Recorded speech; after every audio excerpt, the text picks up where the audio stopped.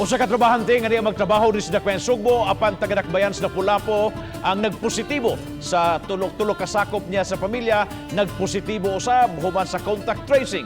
Kaganang buntag gikuha ang tulo ka bag-ong nagpositibo aron dadon sa quarantine facility sa Dakbayan sa Lapu-Lapu. Si Chelo Valiena sa report.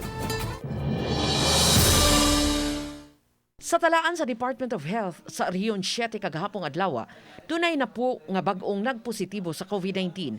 Tungod niini miabot na sa 2,805 ang total cases sa Dakbayan sa Lapu-Lapu, 115 niini active cases.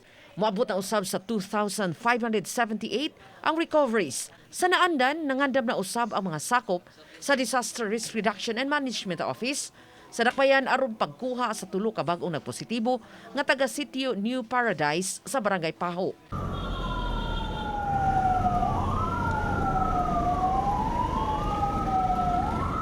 Pipila ka minutos miabot ang convoy. Gibilan usab og mga pagkaon ang kabanay sa mga nagpositibo samtang did-an pa silang makagawas sa ilang mga panimay.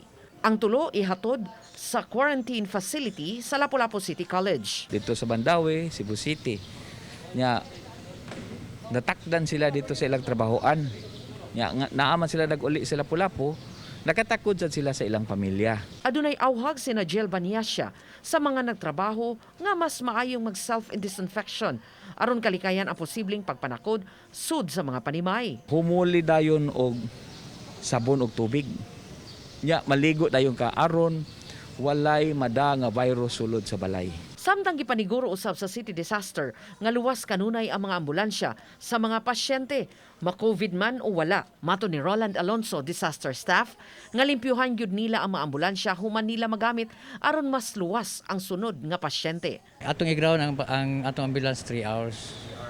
So after disinfect, atong i-fumigate, ibuhat na to sa init para makuha ng kagaw. Uban ni Godfrey Rilien, Chelo Valiena, Balitang Bista.